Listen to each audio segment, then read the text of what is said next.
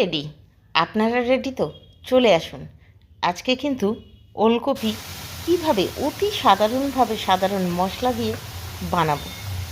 আমি ওলকপি চিংড়ি একটু সেদ্ধ করে নিয়েছিলাম, তার মধ্যে ফোড়ন দিয়েছিলাম পাঁচফোড়ন দেওয়ার পর একটু এদিক ওদিক করে নাড়িয়ে নিয়ে তার মধ্যে দিয়েছিলাম হলুদ, লঙ্কা গুঁড়ো আর শুধু টমেটো পিউরি, যেটা আমি টমেটো পেস্ট করে দিয়েছি।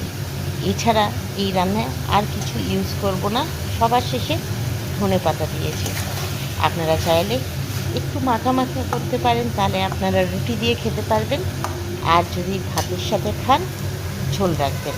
আমি একটু ঝোল করছি, কারণ লাঞ্চে খাবো এটা, তার জন্য। আপনারাও ঝোল করতে পারেন, খুব সুন্দর টেস্ট হবে।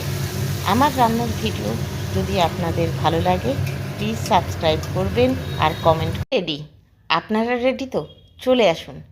আজকে কিন্তু ওলকপি কীভাবে অতি সাধারণভাবে সাধারণ মশলা দিয়ে বানাবো।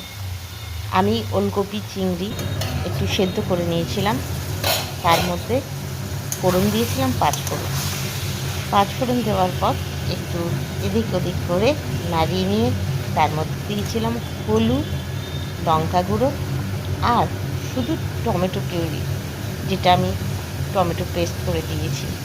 এছাড়া এই রান্নায় আর কিছু ইউজ করব না। সবার শেষে ধনেপাতা দিয়েছি। আপনারা চাইলে একটু মাখা করতে পারেন, তাহলে আপনারা রুটি দিয়ে খেতে পারবেন।